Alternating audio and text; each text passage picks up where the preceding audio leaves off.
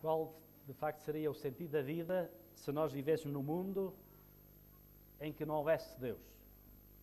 Mas foi assim que um professor ateu começou a sua aula de ciências, era o professor de ciências, e ele começou a sua aula dizendo que a história da existência de Deus que era um mito. Deus não existe.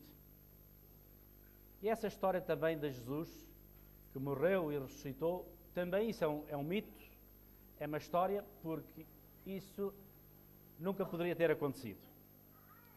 Porque no mundo real, e de acordo com a ciência, essas coisas não acontecem. Não podem acontecer.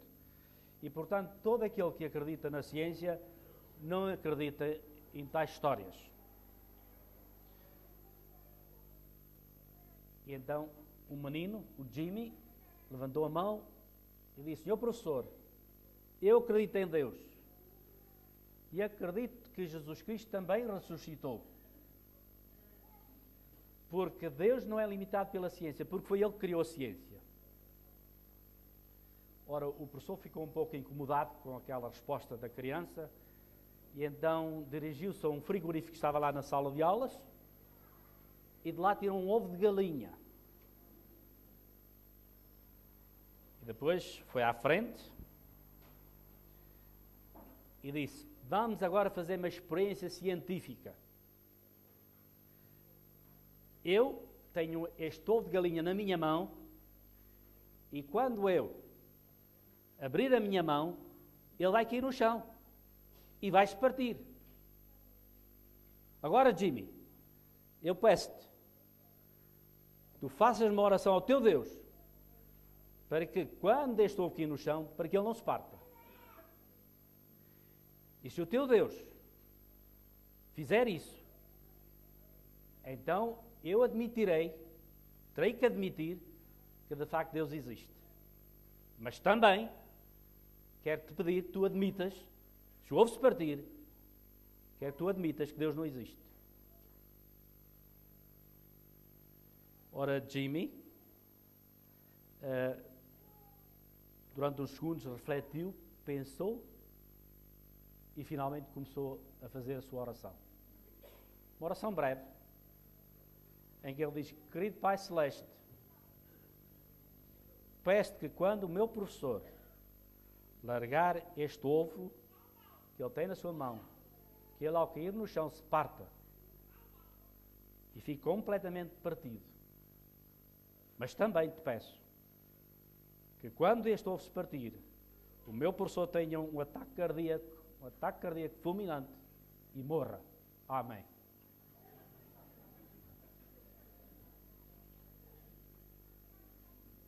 O professor ficou estarrecido, houve um burburinho na sala de aulas, o professor durante segundos não disse nada, ficou parado, depois dirigiu-se ao frigorífico, pôs o ovo de volta no frigorífico, voltou à secretária, sentou-se e depois disse: a aula está dispensada. Ora, de facto,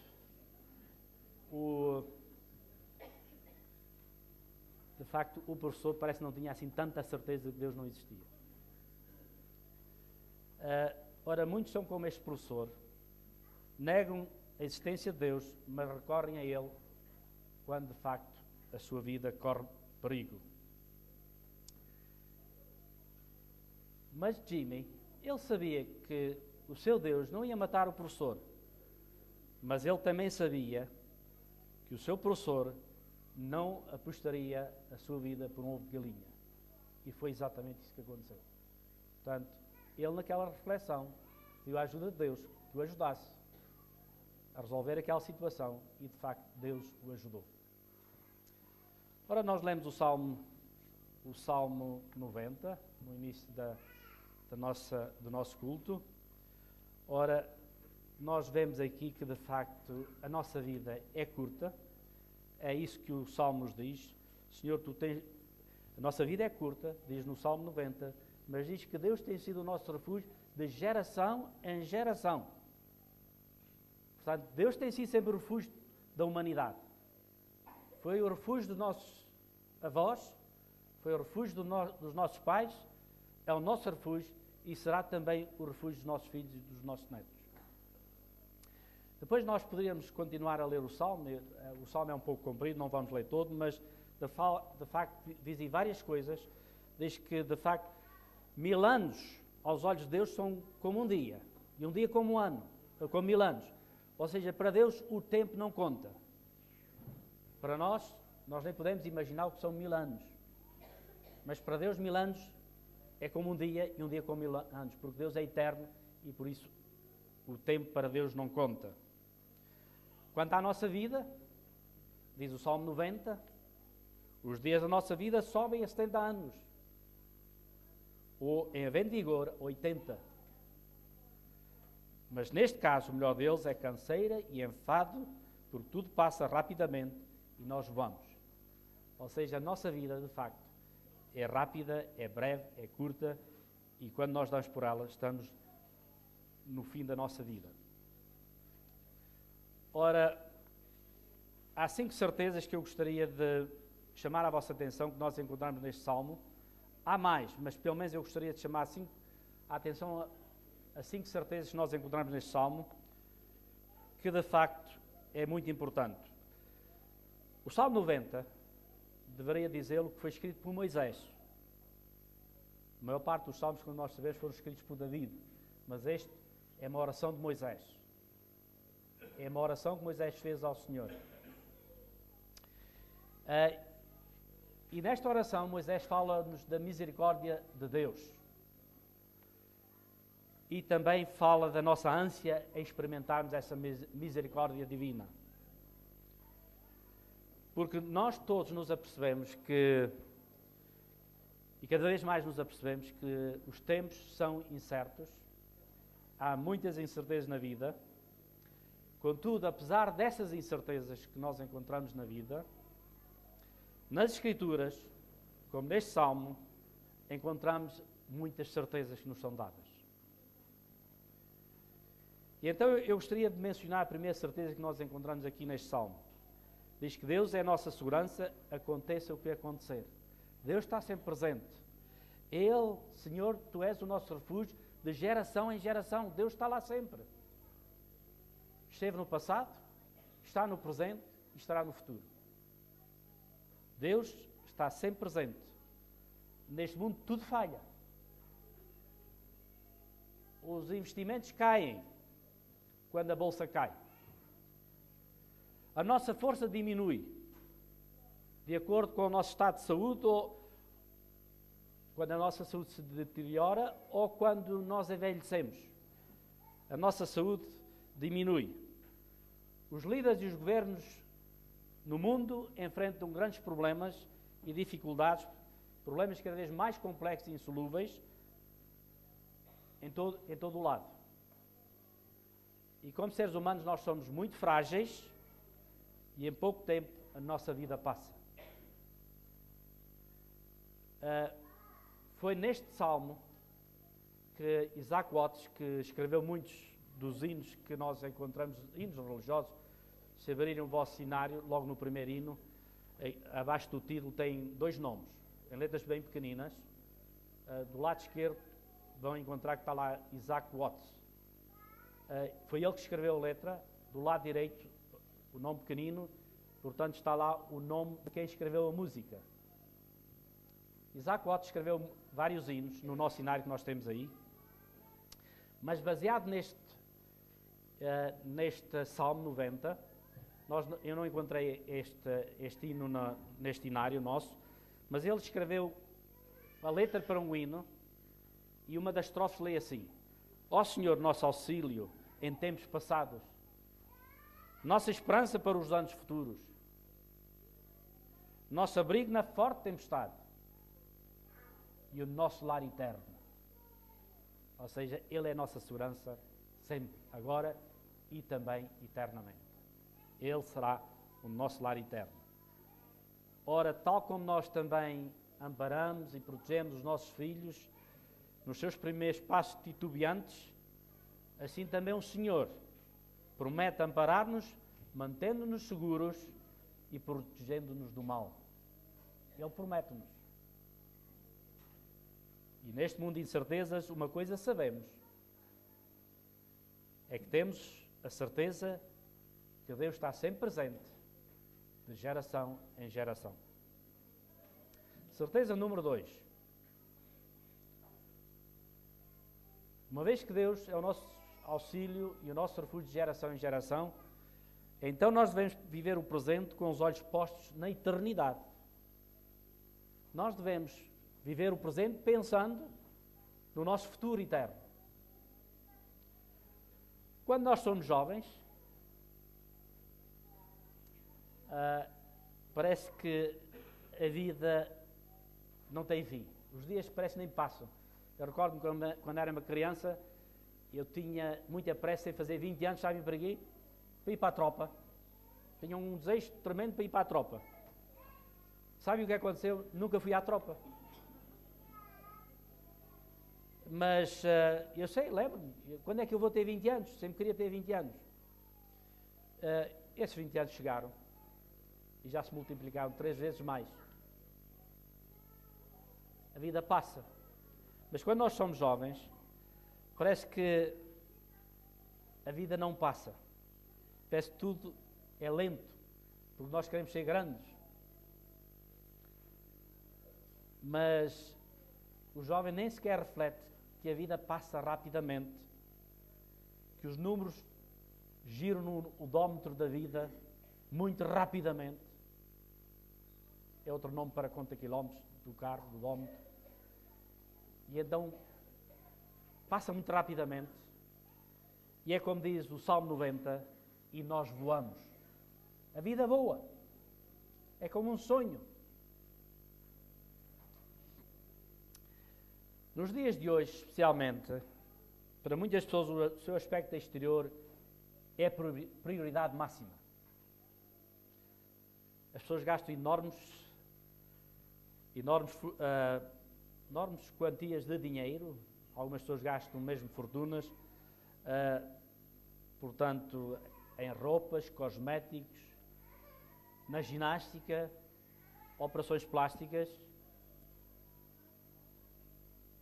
Mas, infelizmente, nos dias em que decorrem, as pessoas preocupam-se muito com o exterior, mas não se preocupam com o interior. Os sentimentos das pessoas que dominam hoje em dia dominam sobre a razão, sobre os princípios.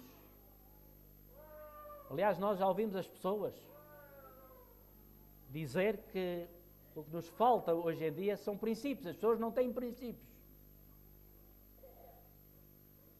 Porque hoje em dia a regra é: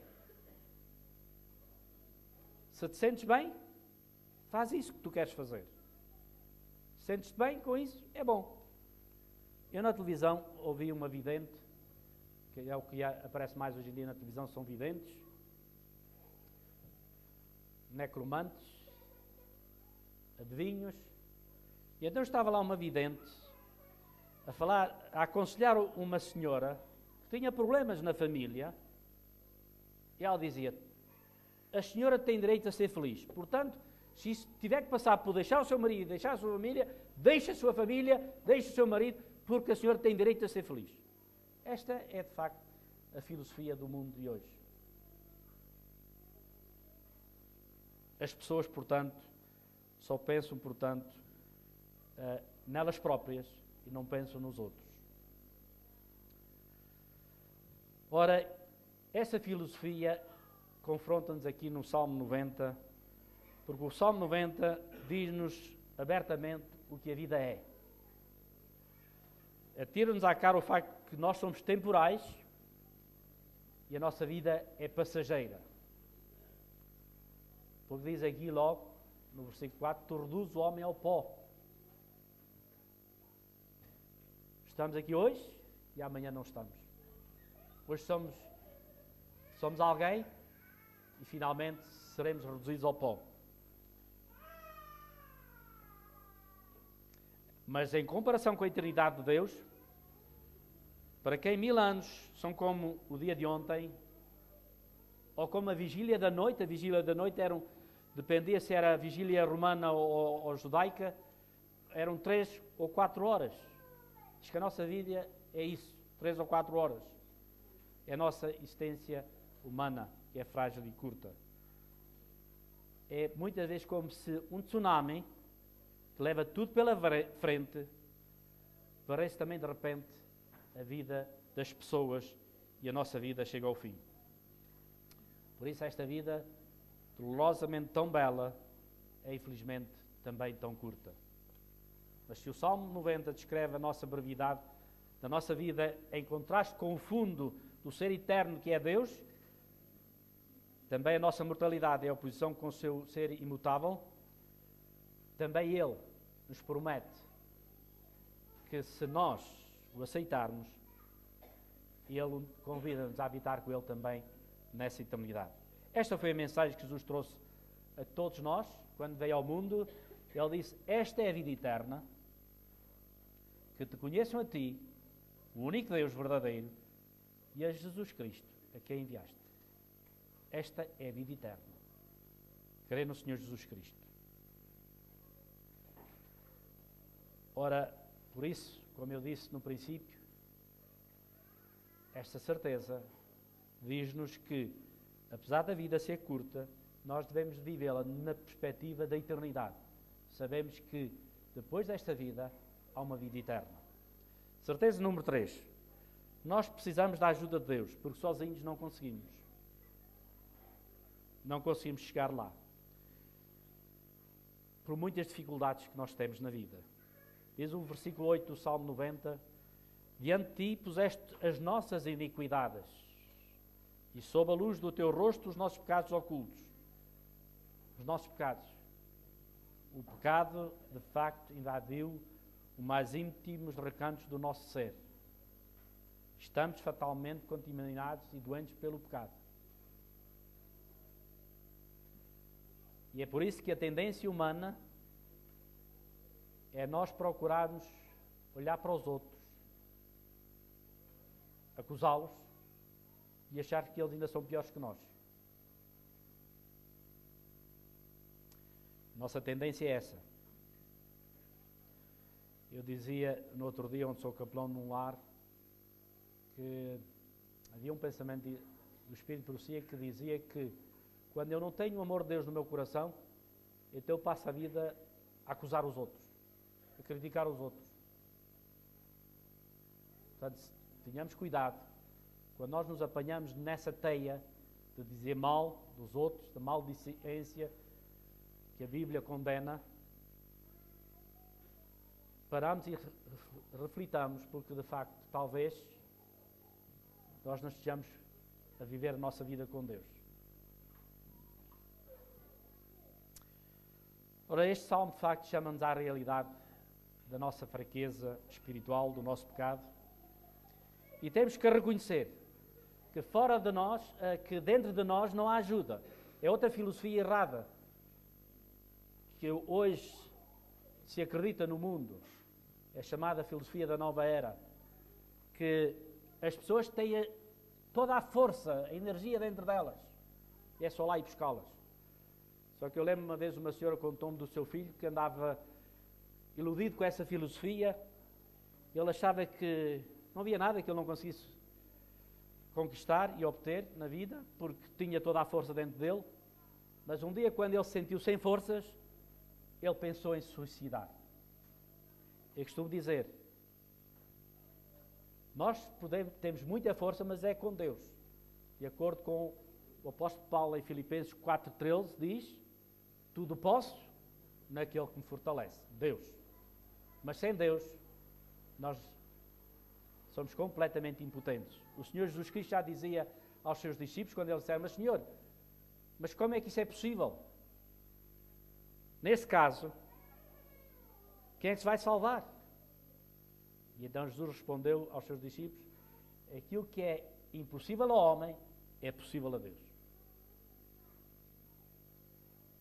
Nós temos alguém fora de nós que nos pode ajudar. Esse alguém é Deus. Eu costumo dizer, nós muitas vezes estamos dentro do poço. E a pessoa que está dentro do poço, por muito bem que ele saiba nadar, se não houver alguém do lado de fora que o tire, ele vai lá morrer. Vai lá morrer afogado. E nós é a mesma coisa. nós precisamos de uma força, mas fora de nós, que nos ajude. E essa força está em Deus. E Ele quer nos ajudar. Deus quer nos ajudar. Ora, essa é outra certeza que nós temos, que o Salmo nos diz, que Deus nos ajuda. Ora, no versículo 7 ao versículo 11, 5 vezes usa a palavra ira e furor de Deus, ou cólera de Deus. Para muitos cristãos hoje em dia, a ira de Deus é um conceito ultrapassado, estranho, uma ideia que há muito foi posta de lado. Mas quando nós compreendemos a hediondez do pecado, nós não podemos deixar de pensar que há um Deus que um dia vai, de facto, julgar este mundo. As pessoas dizem muitas vezes, onde é que está Deus? Quando tragédias acontecem, quando crimes hediondos se cometem, as pessoas dizem, mas onde é que está Deus? Mas Deus um dia se levantará sobre a terra e julgará todos os prevaricadores. Por isso, prezados irmãos, a justiça de Deus é necessária. E uma certeza nós temos, se nós negarmos a nossa necessidade,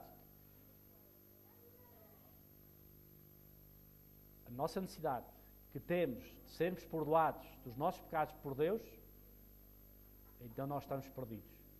Mas Jesus, deste mundo, morreu no nosso lugar e Ele promete salvar-nos.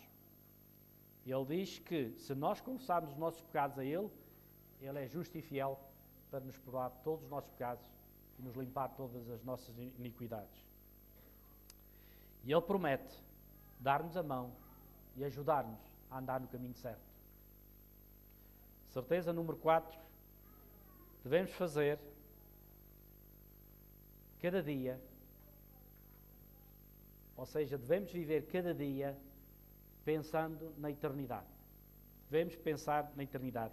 Por isso o Salmo diz, ensina-nos a contar os nossos dias. Para quê? Para que alcancemos coração sábio. É quando nós refletimos na brevidade da vida que nós, de facto, acabamos por ser sábios e notamos que precisamos, de facto, procurar viver com Deus para que, assim, a nossa vida não seja o fim aqui neste mundo, mas possa continuar pela eternidade fora. Por isso, ensina-nos a contar os nossos dias, para que alcancemos coração sábio. Como é que nós podemos alcançar coração sábio?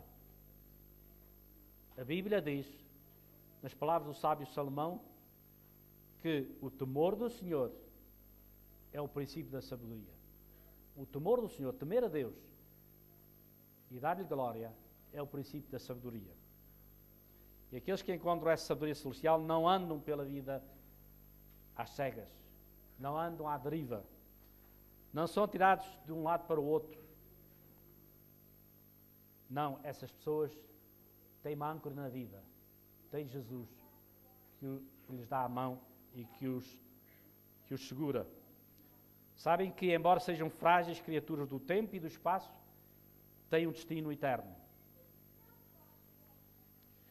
E agora, a certeza número 5. A certeza número 5 é que nós precisamos viver na sua graça, na graça de Deus, na graça do Senhor Jesus Cristo. Diz o Salmo, versículos 13 a 17, volta-te, Senhor, até quando? Até quando? Tem compaixão dos teus servos, tem compaixão dos teus filhos. Clama o salmista ao chegar à secção final desta magnífica oração. Quantas vezes tem o povo de Deus revelado estes sentimentos? Senhor, tem compaixão de mim, pecador. Ora, quando nós conhecemos Deus pessoalmente, sabemos que podemos confiar nele e sabemos que Ele, apesar, até quando, Senhor? Sabemos que um dia Ele vai voltar. Ele prometeu voltar. Porque Ele disse, eu vou para junto do meu Pai, mas quando eu for, virei outra vez. De acordo com o credo, também diz, Jesus subiu ao céu, não está sentado à direita de Deus Pai Todo-Poderoso, de onde há de vir, um dia, a julgar os vivos e os mortos. Portanto, Deus vai voltar. Jesus vai voltar. Ele prometeu. E nós sabemos que as promessas de Deus são verdadeiras e que nós podemos confiar nele, porque ele tem sido o nosso refúgio de geração em geração. Ele é o único que permanece fiel. Ele é o único em que nós podemos, de facto, confiar totalmente. Podemos confiar nas pessoas, de facto, mas as pessoas são como nós e por vezes falham-nos. Mas Deus não é uma pessoa. Deus é Deus e Deus nunca falha. E o nosso auxílio vem dele. Como nos diz que Jesus veio a este mundo e era cheio de graça e de verdade. Jesus é cheio de graça e de verdade. Ele veio nos dizer a verdade acerca de Deus. Ele veio dizer-nos que Deus nos quer salvar na pessoa do seu Filho Jesus Cristo. E apesar de tudo que nos possa acontecer neste mundo, uma certeza nós temos é que se nós confiarmos nele, então sim, a nossa vida um dia não será curta e breve, mas será uma vida eterna. Que Deus nos abençoe e nos ajude a confiar nele todos os dias da nossa vida. Amém.